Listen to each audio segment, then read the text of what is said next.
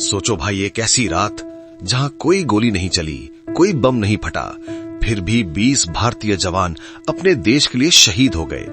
ये थी वो रात 15 जून 2020 गलवान घाटी लद्दाख में, जहां भारत और चीन के सैनिकों के बीच एक भयंकर टकराव हो गया, जो आज भी हर भारतीय के दिल में अमर है। इस लड़ाई में हमारे सैनिकों ने सिर्फ हथियार से नहीं लड़ा, उन्होंने अपना खून बहाकर दिखाया कि देश की एक इंच जमीन भी कोई नहीं छीन सकता। ये कहानी है कर्नल विक्रम संतोष बाबू की और उन बहादुर जवानों की जिन्होंने चीन की पीपल्स लिबरेशन आर्मी के खिलाफ नंगे हाथों से मुकाबला किया और साबित कर दिया कि भारतीय फौज जज्बे से भी जीत सकती है। पहले तो समझ लो क्या हुआ था। गलवान घाटी एक संकरी घाटी है लद्दाख में, भारत और चीन के बीच।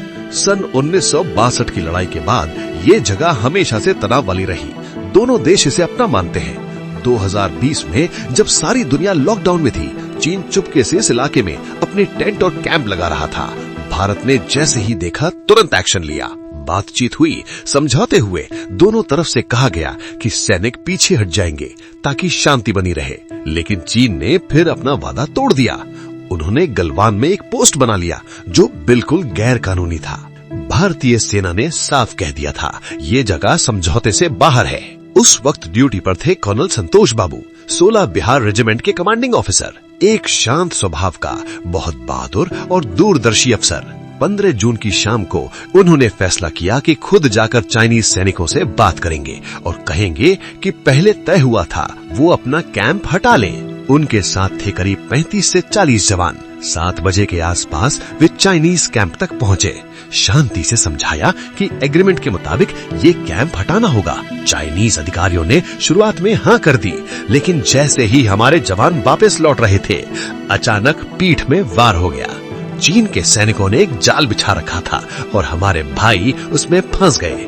फिर जो हुआ वो किसी फिल्म से कम नहीं था। हमारे जवानों ने तुरंत जवाब दिया, नंगे हाथों से, पत्थरों से, डंडों से और लोहे की रॉड से अपना जोश दिखाया।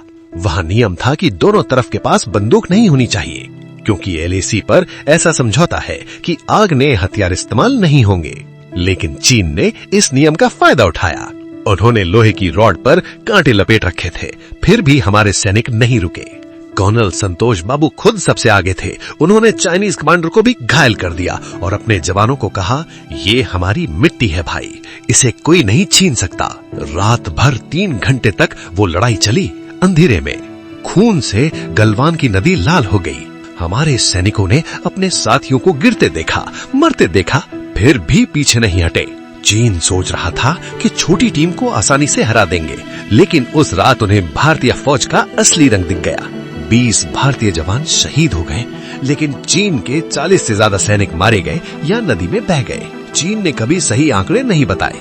कर्नल संतोष बाबू रात 9 बजे तक लड़ते रहे। उन्होंने अपने साथियों की रक्षा करते हुए अपनी जान दे दी। अगले दिन उनकी लाश मिली, पूरी जख्मों से भरी हुई, लेकिन उनके हाथ में अभी भी वो रॉड थी जो बताती थी कि उन्होंने आखिरी सांस तक लड़ाई लड़ी। जब मदद की टीम पहुंची तो उन्होंने देखा कितनी बहादुरी से हमारे जवान लड़ रहे थे। कई जवान तो चाइनीज सैनिकों को उठाकर LAC के पार फेंक रहे थे।